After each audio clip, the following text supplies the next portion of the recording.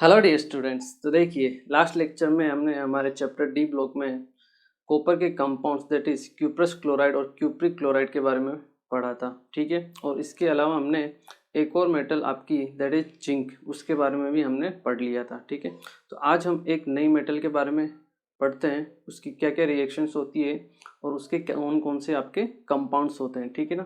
तो आज की हमारी जो मेटल है वो है आपकी सिल्वर। ठीक है, हम सिल्वर के बारे में पढ़ते हैं, दैट इज Ag। ठीक है, इसकी मेटलर्जी वगैरह जो होती है, मतलब कैसे एक्सट्रैक्शन किया जाता है, वो हम मेटलर्जी में ऑलरेडी देख चुके रहते हैं। ठीक है ना। यहाँ हम इसकी मेन रिएक्शंस पढ़ेंगे। ठीक है ना। ठीक है, तो अगर हम सिल्वर की रिएक्शन देखें तो फर्स्ट रिएक्शन आती है आपकी रिएक्शन विथ एयर।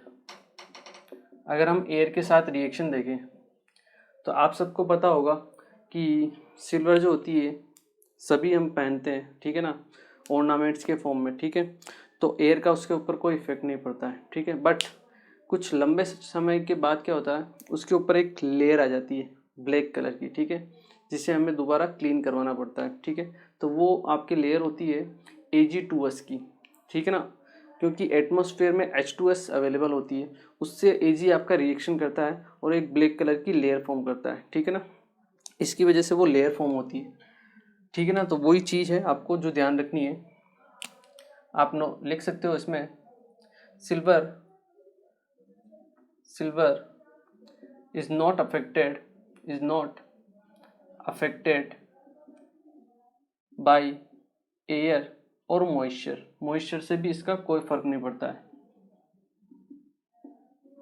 ठीक है, but in presence of atmosphere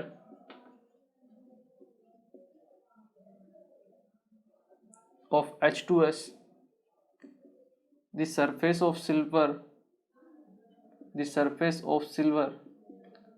blackened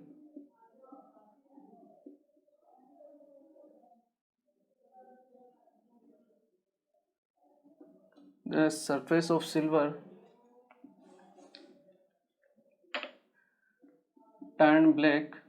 turns black due to formation of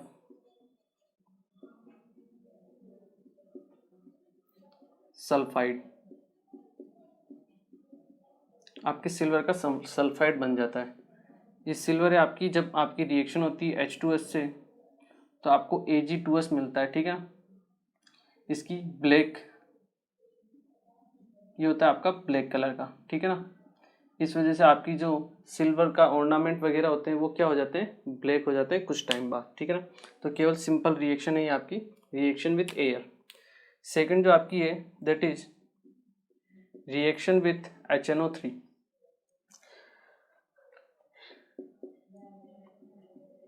ठीक है ना, सिल्वर क्या है आपके एसिड जो है आपके HCl और H2SO4, उसका सिल्वर के ऊपर कोई इफेक्ट नहीं पड़ता है। ठीक है ना, बट केवल और केवल आपका HNO3 के साथ वो रिएक्शन शो करता है।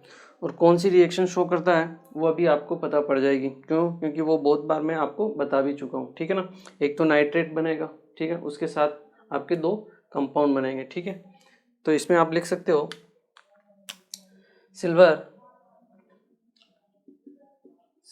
is not affected by dilute HCl and dilute H2SO4। ठीक है, but it reacts with HNO3। HNO3 के साथ आपकी ये रिएक्शन शो करती है। ठीक है, कैसे शो करती है? Hg दो तरीके से रिएक्शन शो करती है। एक तो आपकी कॉन्सनट्रेटेड HNO3 के साथ, कॉन्सनट्रेटेड HNO3, और एक आपका क्या रहेगा, डाइल्यूट HNO3। मैं आपको सिल्वर के अलावा और कौन कौन सी मेटल है ये भी मैं आपको बता चुका हूँ HNO3 के साथ।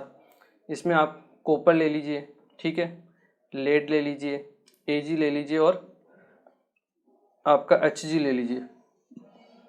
ये सारे मेटल्स की सेम रिएक्शन होती है, ये मैं आपको पहले ही बता चुका हूँ। कॉपर में भी ये रिएक्शन काम में आई थी, सिल्वर में भी आई है, ठीक है ना, और HNO3 में भी हमने पढ़ी थी, ठीक है ना। इसके अलावा दूसरी मेटल्स हैं आपकी आयरन, जिंक है या टिन है, वो आपके दूसरे कंपाउंड फॉर्म करती है इसी के साथ। एक तो आपका Ag नाइट्रेट, सिल्वर का नाइट्रेट बनता है, ठीक है ना, जो आपको ध्यान रखना है, सिल्वर का नाइट्रेट बनेगा, ठीक है। इसके अलावा आपके अगर हम डाइल्यूट की कंडीशन में बात करें, ठीक है ना, तो डाइल्यूट के कंडीशन में भी Ag नाइट्रेट तो बनता ही है, सिल्वर का नाइट्रेट, सिल्वर का नाइट्रेट बनता है, ठीक है ना, AgNO3 सिल्वर नाइट्रेट बनता है, साथ में आपके वाटर फॉर्म होता है, और यहाँ पे आपके NO2 बनती है +4 ऑक्सीडेशन स्टेट वाली, ठीक है, और यहाँ पे आपके NO फॉर्म होती है +2 ऑक्सीडेशन स्टेट, ठीक है। ये चीज़ आपको ध्यान रखनी है, साथ में मिलता है आपको वाटर, ठीक है, ये चीज़ आपको ध्यान रखनी है। क्लियर है, सभी मेटल्स के लिए है यही रिएक्शन सेम, जो मैं आपको पहले ही बता चुका हूँ। आपको कॉपर में भी मैंने आपको ये रिएक्शन करवाई होगी, आई एम श्योर, ठीक है, सेम रिएक्शन होती है, ठीक है। इसकी जो थर्ड रिएक्शन होती है that is reaction with NaCN, reaction with NaCN, ठीक है ना। तो NaCN के साथ आपका Ag रिएक्शन करके एक सोल्यूबल कॉम्प्लेक्स फॉर्म करता है, ठीक है ना। तो आप लिख सकते हो on reaction with NaCN silver forms a complex form करता है। वो क्या रहता है आपका Ag जब रिएक्शन करता है NaCN के साथ, तो आपको बनाता है NaAgCN होल ट्वाइस, ठीक है। फॉर्मूला तो आप बना ही सकते हो, यहाँ पे सिल्वर का ऑक्सीडेशन स्टेट +1 रहेगा, ठीक है, तो यहाँ पे +1 है तो यहाँ पे -1 आएगा, x -2 इज इक्वल टू -1, तो x इज इक्वल टू +1, ठीक है, क्लियर है। तो ये सिल्वर का आपका कॉम्प्लेक्स फॉर्म होता है, इसका मतलब आपकी जो सिल्वर है वो NaCN के साथ रिएक्शन शो करती है, ठीक है ना। ये चीज़ इंपॉर्टेंट है जो आपको ध्यान रखनी है। यहाँ पे हम ये जो आपका कॉम्प्लेक्स होता है ये आपका सोल्यूबल तो रहता ही है, ठीक है ना, सोल्यूबल कॉम्प्लेक्स फॉर्म होता है, ठीक है। तो ये आपकी सिल्वर की 3 मेन रिएक्शन है जो आपको ध्यान रखनी है, ठीक है।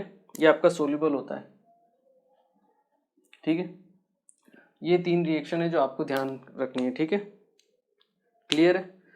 इनको नोट कीजिए और फिर हम पढ़ते हैं सिल्वर के कुछ कंपाउंड्स के बारे में, ठीक है ना, एक बार आप इसे नोट कीजिए। ओके, तो अब हम पढ़ते हैं आपके कंपाउंड्स ऑफ सिल्वर। उसमें सबसे फर्स्ट जो आपका कंपाउंड आता है दैट इज सिल्वर नाइट्रेट, ठीक है ना। सिल्वर नाइट्रेट के बारे में हम पढ़ते हैं।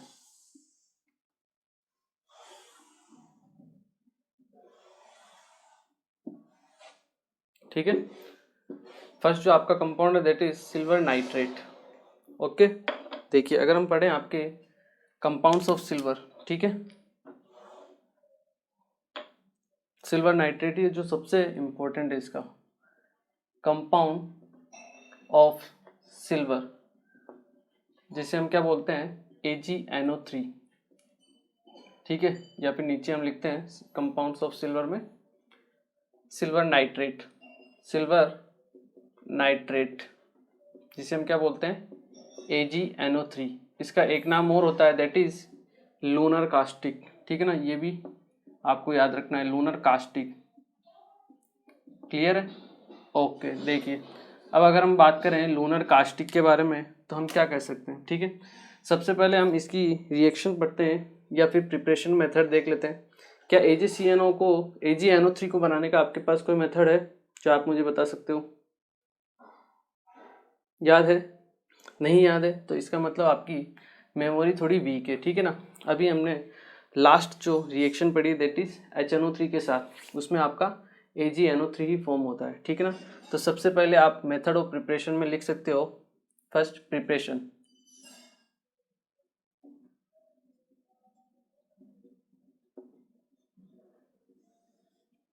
On heating silver with HNO3 ये कॉन्सेंट्रेटेड और डाइल्यूट दोनों से मिलेगा हमको, ठीक है ना। On heating silver with HNO3 we can obtain silver nitrate, ठीक है। ये इसकी सिंपल मेथड होती है, ठीक है। लिखने की जरूरत तो नहीं है ना।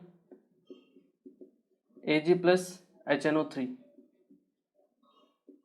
आपको क्या मिलेगा, AgNO3, ठीक है ना। ये चीज़ है आपको मिलेगा। उसके बाद ये डाइल्यूट है या कॉन्सेंट्रेट है, उसके ऊपर आपके फर्दर जो है प्रोडक्ट है वो डिपेंड करेंगे, ठीक है। आपको फिलहाल ये याद रखना है, ठीक है ना। चलिए अब हम पढ़ते हैं इसकी प्रॉपर्टीज़ के बारे में। अगर हम देखें तो ये एक वाइट क्रिस्टलाइन सॉलिड होता है। It is a white crystalline solid, ठीक है ना, जो आपका सोल्यूबल होता है वाटर में, which is soluble in water, ठीक है ना। वाटर में क्या होता है आपका, ये सोल्यूबल होता है। जो चीज़ है आपको ध्यान रखनी है, ठीक है ना। इसके अलावा ये आपका, इसको हम डार्क बोतल में सेव करके रखते हैं, ठीक है ना। क्यों, क्योंकि ये फोटो सेंसिटिव होता है, ठीक है ना। तो ये भी एक इम्पोर्टेंट पॉइंट है। It stored in dark bottles because it is photo sensitive, ठीक है ना। ये चीज़ भी आपको ध्यान रखनी है, ठीक है। अब अगर हम इसकी रिएक्शंस पढ़ें, ठीक है ना, तो हम इसकी रिएक्शंस पहले पढ़ लेते हैं, ठीक है ना। ये कौन कौन सी आपकी सिल्वर नाइट्रेट रिएक्शन करता है, या फिर सबसे पहले हम इसका हीटिंग इफेक्ट देख लेते हैं, ठीक है ना। हीटिंग इफेक्ट क्या होता है, ठीक है। देखिए अगर हम बात करें हीटिंग इफेक्ट की, अगर हीटिंग इफेक्ट की बात करें आपके सिल्वर नाइट्रेट की, तो सिल्वर जो होती है आपके लो रिएक्टिव मेटल होती है, ठीक है। ये चीज़ आपको ध्यान रखनी है।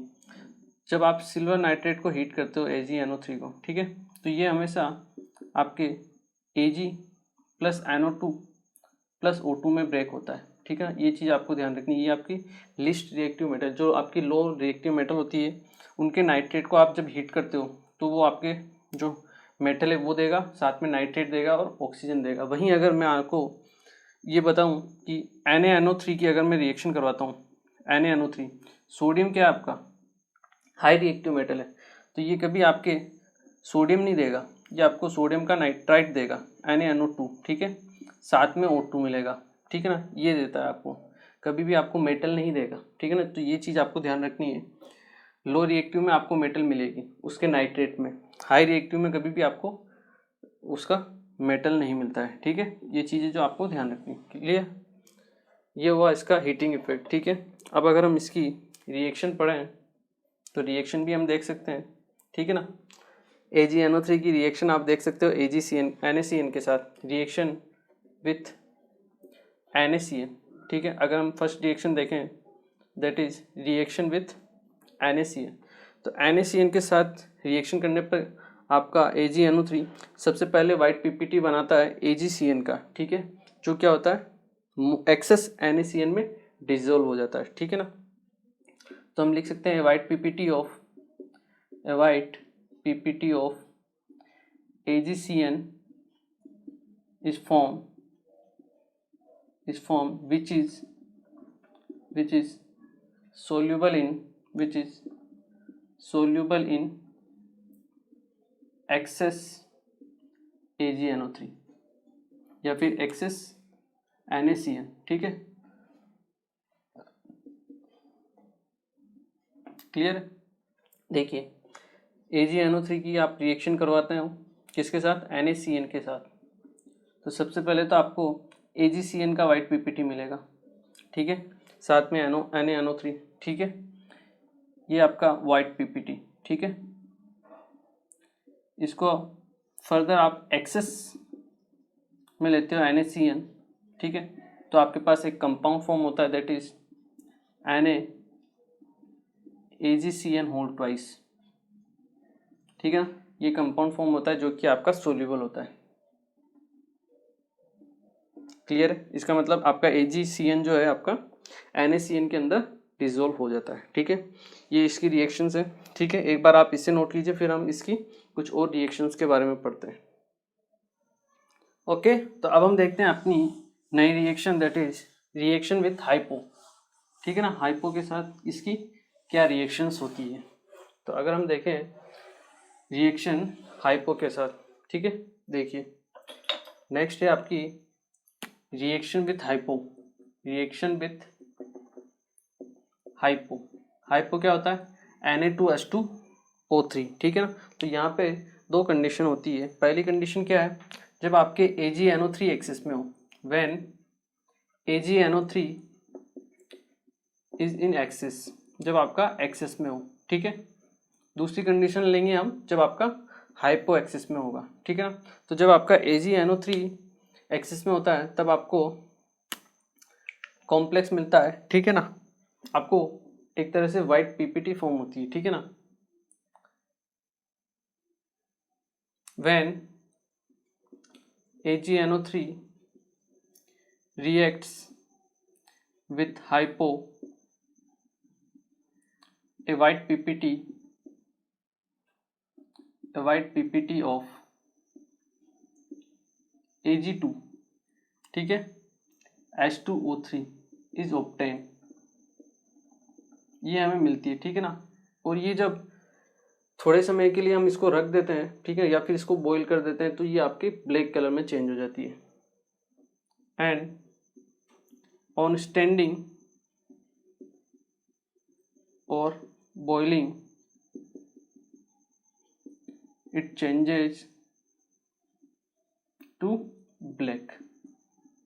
ठीक है, देखिए रिएक्शन क्या होगी आपकी, AgNO3 जब आप हाइपो के साथ रिएक्शन कराएंगे Na2H2O3, Na2H2O3, ठीक है, आपको क्या मिलेगा, Ag2H2O3, इसका वाइट PPT आपको मिलेगा।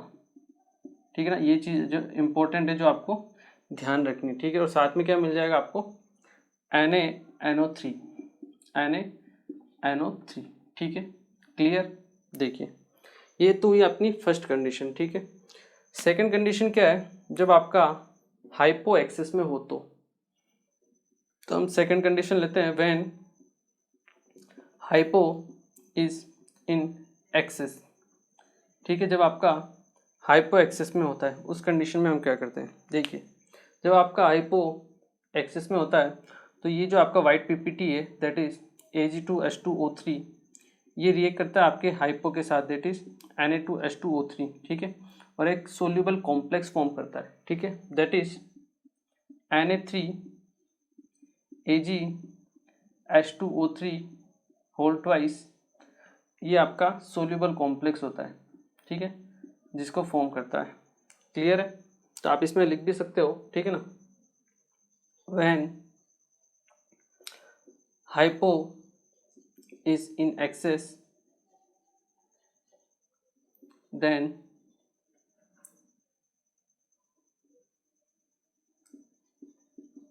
white PPT of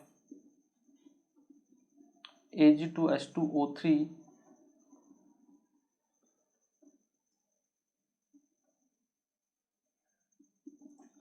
turns into soluble complex, आपके सोल्यूबल कॉम्प्लेक्स में चेंज हो जाती है। ठीक है ना, तो ये एक इम्पॉर्टेंट रिएक्शन है जो आपको ध्यान रखनी है।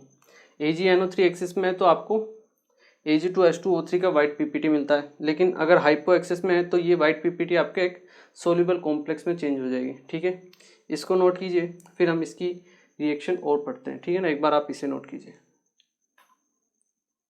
ओके, देखिए अब हम रिएक्शन पढ़ते हैं इसकी नेक्स्ट AgNO3 की।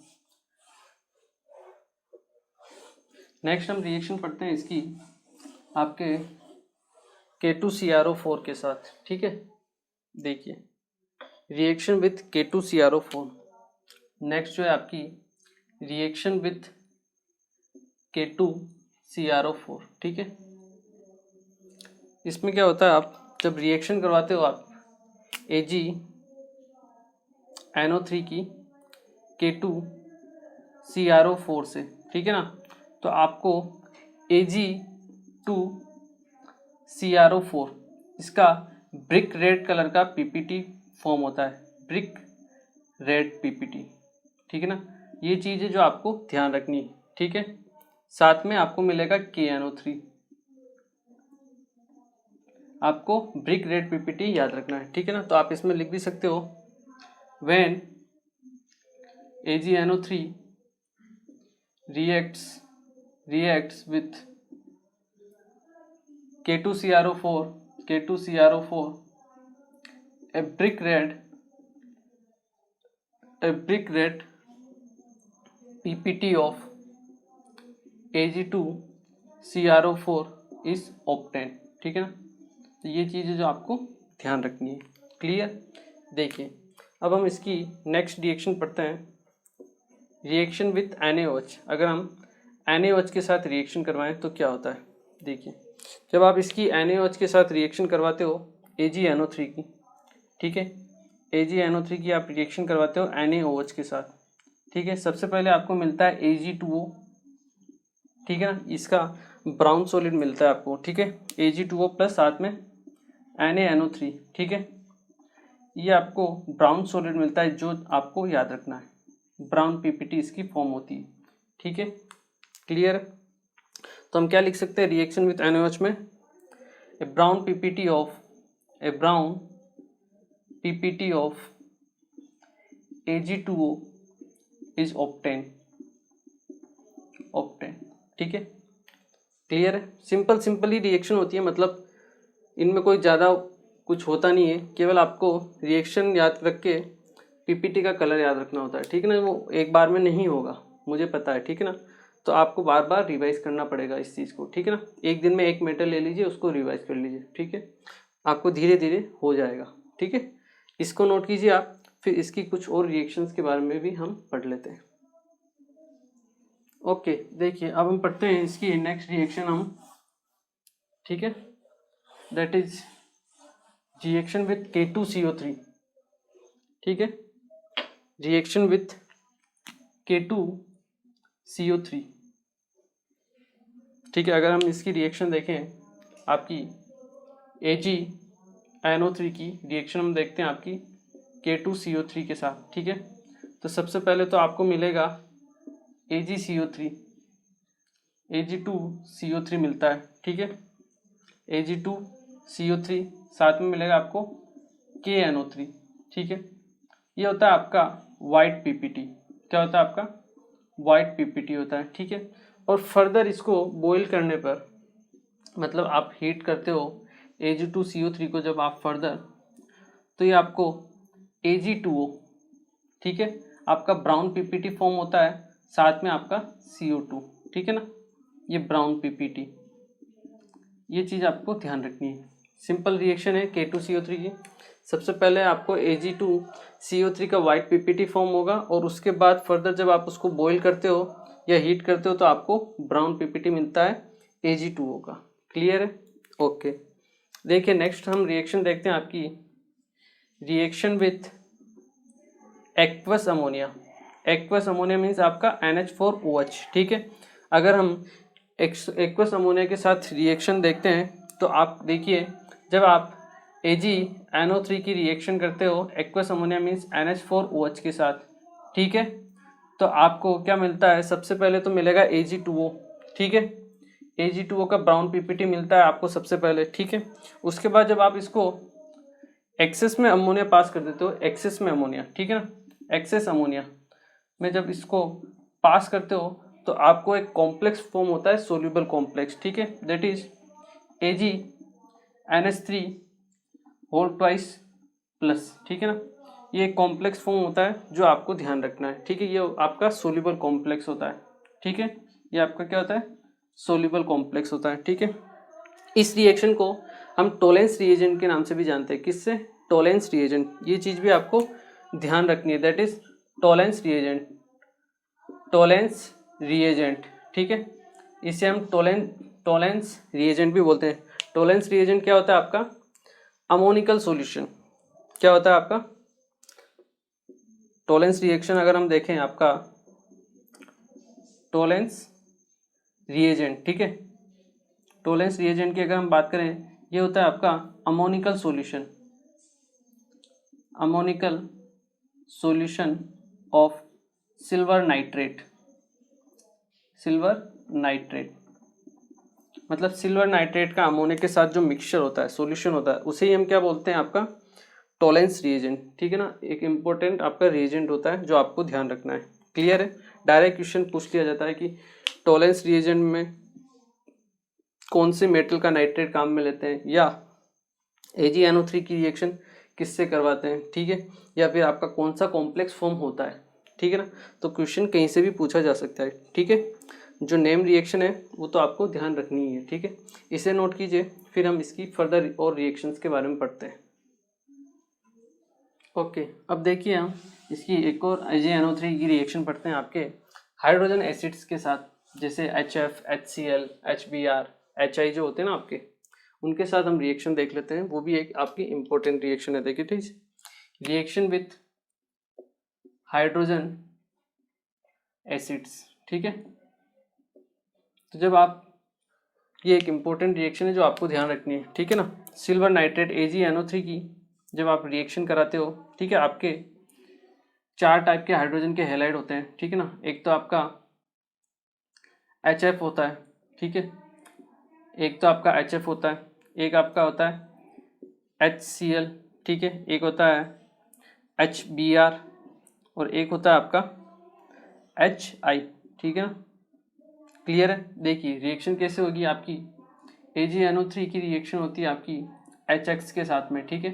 तो आपको एक तो AgX मिलता है, ठीक है, और साथ में मिलता है आपको HNO3। क्लियर है। तो फर्स्ट कंडीशन में आपको क्या मिलेगा, AgF। क्लियर है। सेकंड में आपको AgCl मिलता है, थर्ड में क्या मिलेगा, AgBr, और फोर्थ में आपको क्या मिलेगा, AgI, ठीक है ना। ये चीज़ें जो आपको ध्यान रखनी है, ठीक है।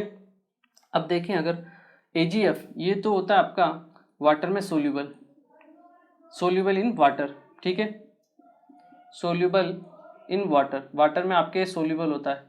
अगर वाटर में सोल्यूबल हो गया तो PPT बनेगी, नहीं बनती है।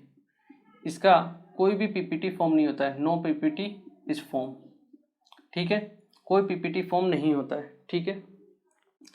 इसकी अगर हम बात करें आपकी AgCl की, ठीक है ना, इसका वाइट PPT बनता है, ठीक है। ये आपका सोल्यूबल होता है, soluble in NH4OH and soluble in KCN and hypo. इनमें आपका सोल्यूबल होता है आपका, और एक वाइट PPT फॉर्म होती है इसकी। क्या फॉर्म होती है आपकी, वाइट PPT फॉर्म होती है, ठीक है ना। ये एक इंपॉर्टेंट चीज़ है जो आपको ध्यान रखनी है। AgBr, ये भी आपका सोल्यूबल, तो वैसे ये डिफिकल्ट होता है सोल्यूबल NH4OH में बात करें तो, डिफिकल्टली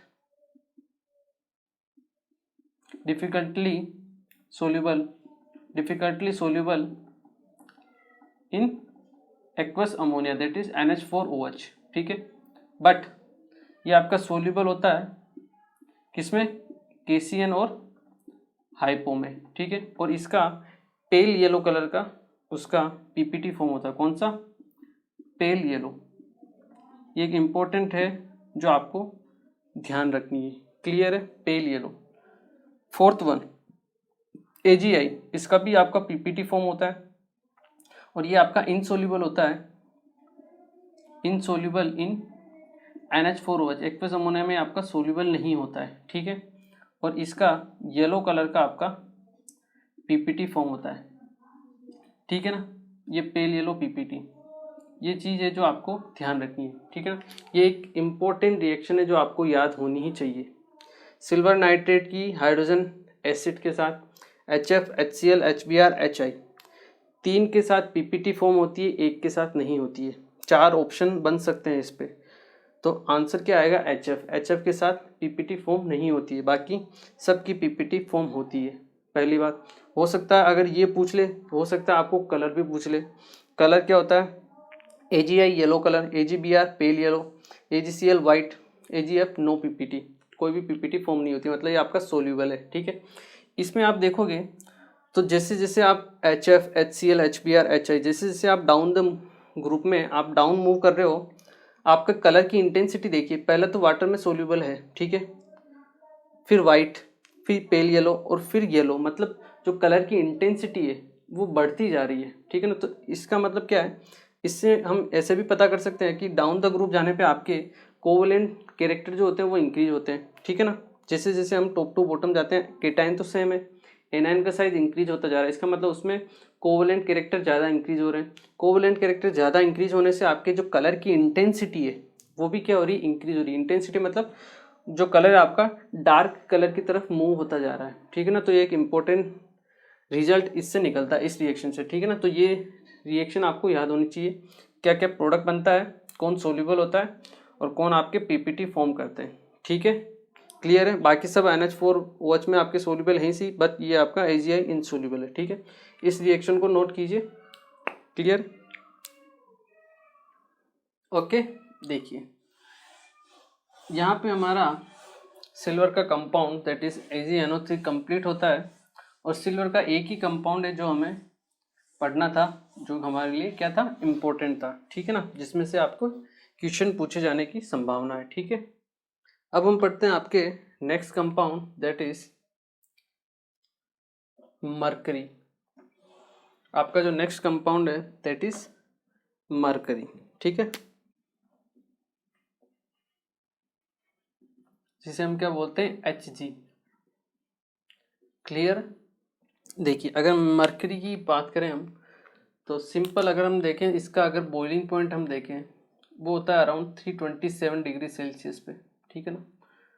और इसकी अगर हम डेंसिटी की बात करें तो बहुत ज़्यादा होती है, आपके अराउंड 13.6 ग्राम पर ml, मतलब इसका आप अगर 1 ml लेते हो तो उसका वेट होता है 13.6 ग्राम, ठीक है ना, क्लियर।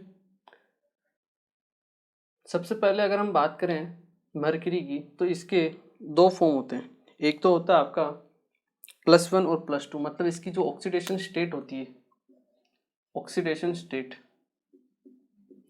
ये आपकी दो ऑक्सीडेशन स्टेट होती है, एक तो +1 शो करता है और एक +2 शो करता है, ठीक है। जो +2 वाला रहता है, एक +1 एक +2, +2 वाले को हम बोलते हैं मर्क्यूरिक आयन, मर्क्यूरिक आयन, ठीक है। +1 को हम क्या बोलते हैं, मर्क्यूरस आयन, ठीक है। +2 वाला होता है आपके पास Hg2+, ठीक है। +1 वाला Hg+1 होना चाहिए, बट ऐसा होता नहीं है।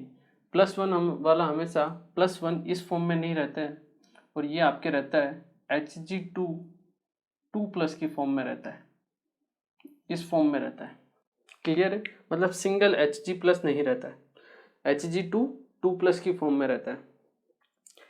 देखते हैं उसका रीजन क्या है। Hg का अगर हम इलेक्ट्रॉनिक कॉन्फ़िगरेशन देखें तो आप मुझे बता सकते हो क्या होगा, नहीं। देखिए जिंक कैडमियम Hg, जिंक क्या क्या होता है 3d10 4s2, कैडमियम फिर Hg 3 से 4 4 से 5, तो 5d10 6s2, क्लियर है। अगर हम Hg+ की बात करें, इसका इलेक्ट्रॉनिक कॉन्फ़िगरेशन क्या होगा 5d10 6s1, ये आपका 2 है, ठीक है, और ये आपका 1, क्लियर। मतलब अनपेयर्ड इलेक्ट्रॉन है, अनपेयर्ड इलेक्ट्रॉन है, इसका मतलब ये नेचर में क्या होना चाहिए आपका, पैरामैग्नेटिक, क्लियर है।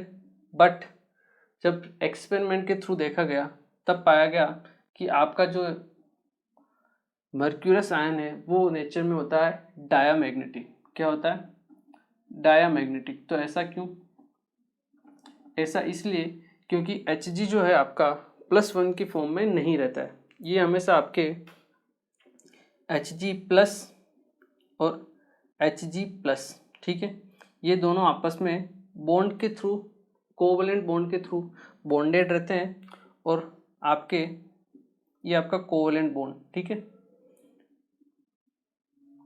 इसका 6s1 और इसका भी 6s1, दोनों का एक एक इलेक्ट्रॉन आपस में बॉन्ड फॉर्म करते हैं, ठीक है। इसका एक इलेक्ट्रॉन और इसका भी एक इलेक्ट्रॉन, ठीक है। ये आपस में आपके इलेक्ट्रॉन की शेयरिंग करते हैं 6s1 वाले और पेयर हो जाते हैं। पेयर होने के बाद आपका नेचर क्या हो जाएगा, डायामैग्नेटिक, ठीक है ना।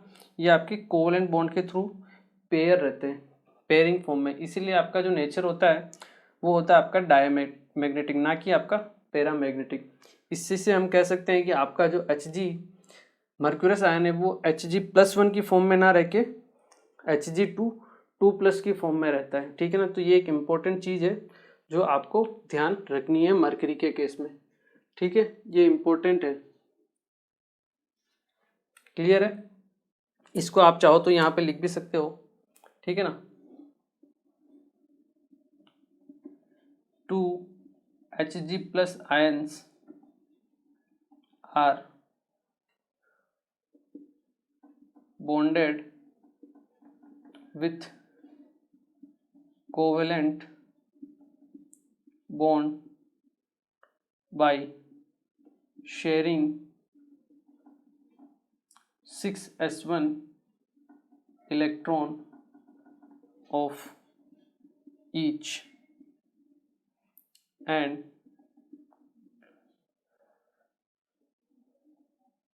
get a form of Hg2+, ठीक है ना। इस फॉर्म में ये आपके रहते हैं, ठीक है। इंपॉर्टेंट चीज़ है जो आपको ध्यान होनी चाहिए। क्लियर है? तो Hg के आपके दो कंपाउंड होते हैं, ठीक है। जो इम्पोर्टेंट है वही हमको पढ़ने हैं। वो दो कंपाउंड कौन से हैं आपके, एक तो होता है आपके पास मर्क्यूरस क्लोराइड, ठीक है। मर्क्यूरी के दो ही कंपाउंड हैं आपके पास। एक होता है आपके पास Hg2Cl2, इसे हम बोलते हैं मर्क्यूरस क्लोराइड। क्या बोलते हैं? मर्क्यूरस क्लोराइड,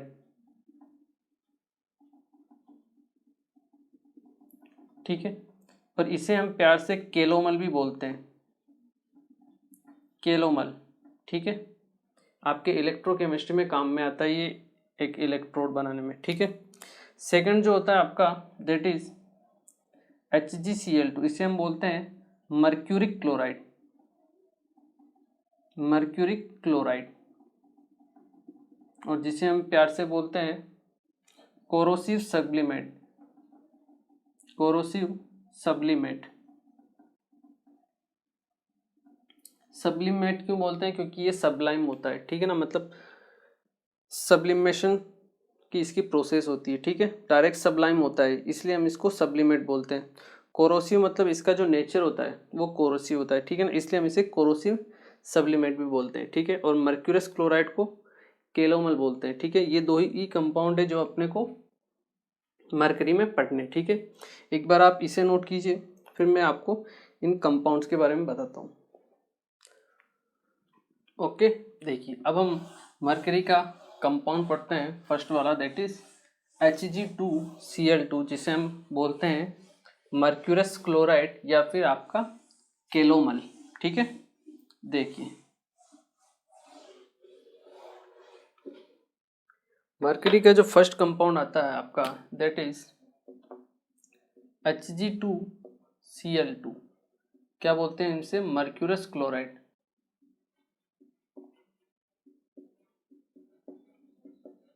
ठीक है। या फिर हम इसे क्या बोलते हैं? केलोमल। ओके, देखिए सबसे पहले अगर हम इसकी मेथड ऑफ प्रिपरेशन देखें तो HgCl2 को कैसे प्रिपेयर किया जाता है। इसको प्रिपेयर करने का सिंपल मेथड होता है, आप Hg2NO3 whole twice mercurous nitrate ले लीजिए, उसकी रिएक्शन करवा दीजिए आप NaCl के साथ, ठीक है। तो आपको क्या मिलेगा? Hg2Cl2 मिलेगा, Hg2Cl2, Hg2Cl2, साथ में क्या मिलेगा आपको? NaNO3, ठीक है। सिंपल रिएक्शन होती है। क्लियर है? अब अगर हम इसकी प्रॉपर्टीज के बारे में बात करें, प्रॉपर्टीज में हम फर्दर इसकी रिएक्शन देखेंगे, ठीक है ना। तो सबसे फर्स्ट रिएक्शन हम देखते हैं that is reaction with NaOH, reaction with NaOH, ठीक है। अगर हम इसकी रिएक्शन देखते हैं NaOH के साथ तो देखिए क्या होता है, Hg2Cl2 जब आपका रिएक्ट करता है NaOH के साथ, ठीक है, तो आपके फॉर्म होता है Hg2O, ये आपका ब्लैक पीपीटी फॉर्म होता है, ठीक है, और साथ में आपके Hg2O, ठीक है, साथ में आपके NaCl फॉर्म हो जाएगा, ठीक है, वो आप रिएक्शन को बैलेंस कर लेंगे। इंपॉर्टेंट चीज़ क्या है वो आपको ध्यान रखनी है कि जब आप मर्क्यूरस क्लोराइड की NaOH के साथ रिएक्शन कराते हो तो आपको ब्लैक पीपीटी फॉर्म होता है किसका, Hg2O का। ये चीज़ इंपॉर्टेंट है जो आपको ध्यान रखनी है, ठीक है। दूसरी चीज़, अगर हम इसकी रिएक्शन देखें वहीं पे, रिएक्शन विथ एक्वस अमोनिया या फिर NH4OH, अगर हम एक्वस अमोनिया के साथ में रिएक्शन देखें इसकी, आपके Hg2Cl2 की NH4OH, ठीक है, तो आपको Hg NH2Cl प्लस Hg, ये आपको कंपाउंड फॉर्म होता है, ठीक है ना। इसका आपको ब्लैक ग्रे पीपीटी फॉर्म होता है। Hg का कलर होता है ग्रे, इसका होता है ब्लैक, आपका ब्लैक, तो आपको ग्रे ब्लैक पीपीटी फॉर्म होता है, ठीक है ना। ये इंपॉर्टेंट चीज़ है जो आपको ध्यान रखनी है, HgNH2Cl, ठीक है, साथ में Hg, ये चीज़ है जो आपको ध्यान रखनी है। क्लियर है, इंपॉर्टेंट आपको केवल ये प्रोडक्ट ही याद रखने हैं, ठीक है ना, बैलेंस रिएक्शन की कोई ज़रूरत नहीं है, ठीक है। थर्ड अगर हम देखें that is reaction with SnCl2, जब SnCl2 के साथ में ये रिएक्शन करता है तो Sn यहाँ पे +2 में, तो +2 को ये +4 में पहुंचा देता है, मतलब ऑक्सीडाइज कर देता है, तो एज ए ऑक्सीडाइजिंग एजेंट की तरह यहाँ पे ये वर्क करता है, ठीक है ना। Hg2Cl2 जब आपके SnCl2 के साथ रिएक्शन करता है, ठीक है, तो इससे तो पहुंचा देता है SnCl4 में, साथ में आपके Hg मिल जाती है SnCl4, ठीक है। तो ये इंपॉर्टेंट चीज़ है और ये इंपॉर्टेंट रिएक्शंस हैं जो आपको ध्यान रखनी है, ठीक है। क्लियर है, reaction with NaOH, reaction with aqueous ammonia या फिर NH4OH और रिएक्शन विथ SnCl2, ठीक है। यहाँ पे ये जो आपका ब्लैक पीपीटी होता है ये दोबारा फर्दर से डिकम्पोज भी हो सकता है, ठीक है ना। अगर सनलाइट आ जाए, मतलब सनलाइट की प्रेजेंस में क्या हो जाता है, ये दोबारा डिकम्पोज भी हो जाता है आपके Hg प्लस HgO में, ठीक है ना। तो ये चीज़ भी आप लिख सकते हो, ठीक है ना, कोई दिक्कत नहीं है।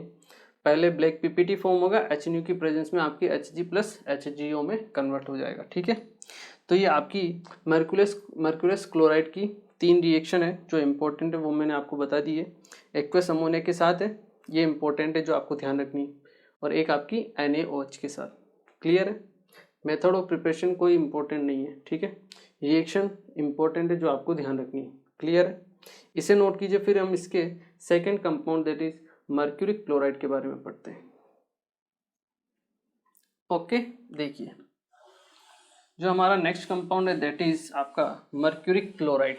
क्या है मर्क्यूरिक क्लोराइड, हमने अभी क्या देखा है आपका मर्क्यूरस क्लोराइड, ठीक है ना। इसके बारे में आप एक रिएक्शन एक पॉइंट और लिख सकते हो कि ये आपका इनसोल्यूबल होता है वाटर में, इनसोल्यूबल इन वाटर, ठीक है ना। तो ये पॉइंट भी आप इसमें नोट कर सकते हो। Clear, okay. देखिए अब हमारा जो नेक्स्ट कंपाउंड है दैट इज HgCl2। क्या है अपना HgCl2, जिसे हम क्या बोलते हैं मर्क्यूरिक क्लोराइड।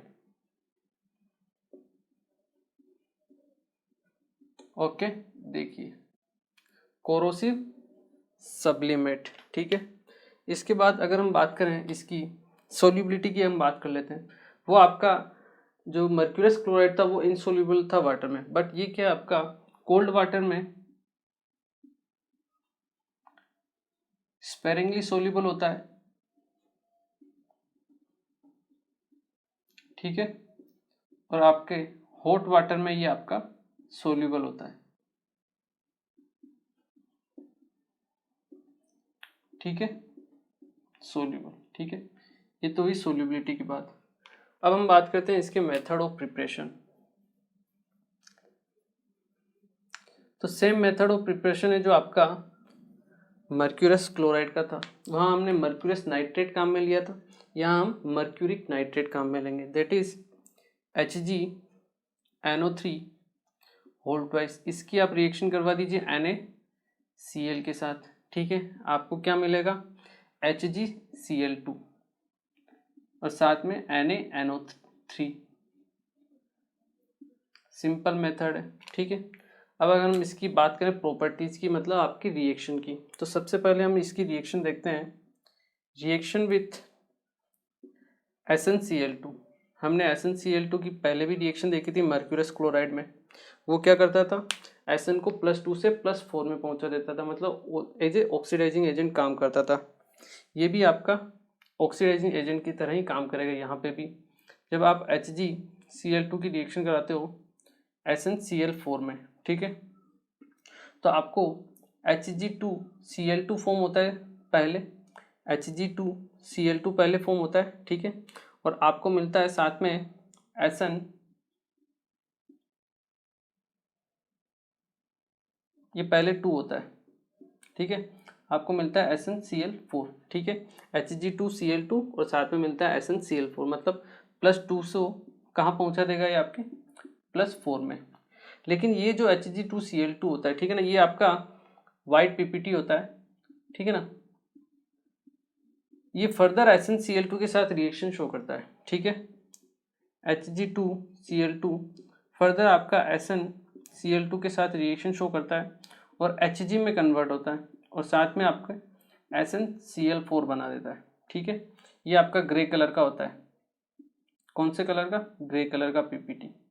मरकरी को आई थिंक आप लोगों ने देखा भी होगा, लिक्विड होता है, ग्रे कलर का लिक्विड होता है। ठीक है ना, सॉलिड लिक्विड, मतलब भारी होता है, लिक्विड फॉर्म में रहता है। ठीक है, तो ग्रे पीपीटी फॉर्म होती है। ठीक है, ये एक इंपॉर्टेंट रिएक्शन जो आपको ध्यान रखनी। ठीक है, इसको नोट कीजिए। फिर इसकी एक और रिएक्शन पढ़ते हैं हम KI के साथ। ठीक है, वो भी हम देख लेते हैं, इसको एक बार आप नोट कीजिए।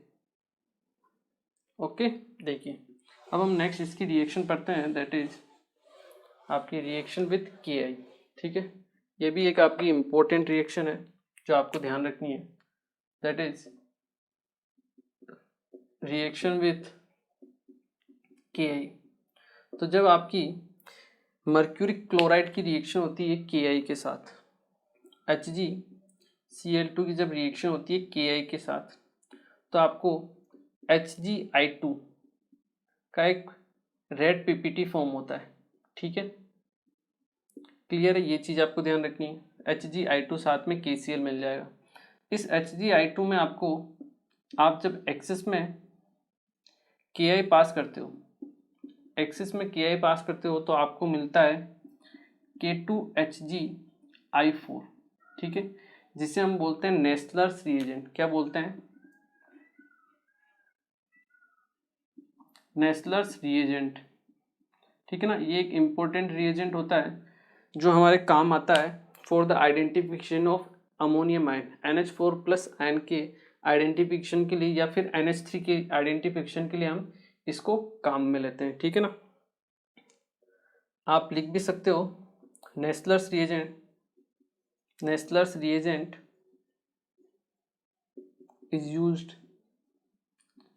for the identification of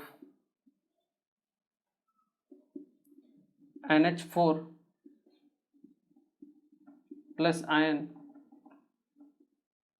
और NH3 गैस। ठीक है, इसके लिए आइडेंटिफिकेशन के लिए हम काम करते हैं, काम में लेते हैं इसको। ठीक है ना, तो जब आप K2HgI4 की रिएक्शन होती है आपके किसी भी अमोनियम आयन से NH4OH, या फिर आप अमोनिया से आप रिएक्शन करवाते हो, ठीक है, तो आपको एक कंपाउंड फॉर्म होता है, दैट इज HgNH2HgHgO। ठीक है, I, ये आपको कंपाउंड फॉर्म होता है जिसे हम बोलते हैं आयोडाइड ऑफ मिलियन स्पेस। क्या बोलते हैं, iodide of millions base, millions base, ये एक इम्पोर्टेंट रिएक्शन है जो आपको बिल्कुल याद होनी चाहिए, क्योंकि अगर मरकरी से अगर आपको कोई क्वेश्चन पूछा जाएगा तो उसके चांसेस बहुत ज़्यादा हैं कि आपको इसी से रिलेटेड वो क्वेश्चन पूछेगा, ठीक है ना, क्योंकि यही एक इम्पोर्टेंट रिएक्शन है जो बहुत ज़्यादा इम्पोर्टेंट है, ठीक है। सबसे पहले आपके नेस्ले रिएजेंट फॉर्म होता है, वो आपके अमोनियम आयन के आइडेंटिफिकेशन के लिए काम में आता है, और अमोनियम आयन की आप रिएक्शन कराते हो नेस्लर्स रिएजेंट से तो आपको एक कंपाउंड फॉर्म होता है जिसे हम बोलते हैं iodide of millions base, IMB भी इसको बोला जाता है, that is IMB, iodide of millions base, ठीक है ना। तो ये एक इम्पोर्टेंट रिएक्शन है जो आपको बिल्कुल ध्यान होनी चाहिए, क्लियर है। तो देखिए इसको नोट कर लीजिए, एक बार आप वीडियो को पॉज कीजिए, ओके।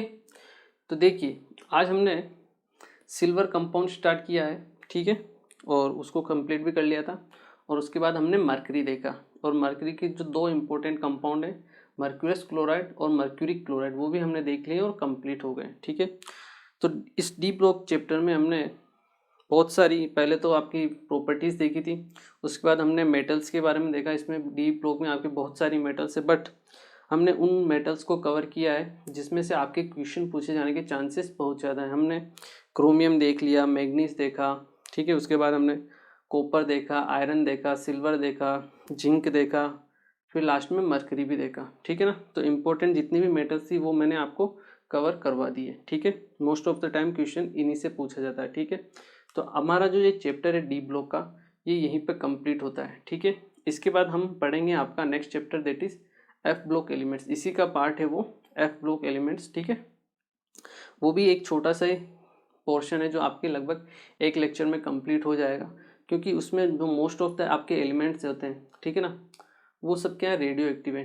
तो हमें उनकी केमिकल प्रॉपर्टीज़ के बारे में कोई भी डिस्कशन नहीं करना है, बट उनकी जो फिजिकल प्रॉपर्टीज़ हैं थोड़ी बहुत उनको हमें एक बार देखना है, ठीक है। वैसे उसमें से क्वेश्चंस भी बहुत कम ही पूछे जाते हैं, मोस्ट ऑफ द टाइम आपके डी ब्लॉक से क्वेश्चन पूछे जाते हैं, बट फिर भी हम उसको कवर जरूर करेंगे, ठीक है। तो मिलते हैं नेक्स्ट लेक्चर और अपने चैप्टर को आगे बढ़ाते हैं। Thank you.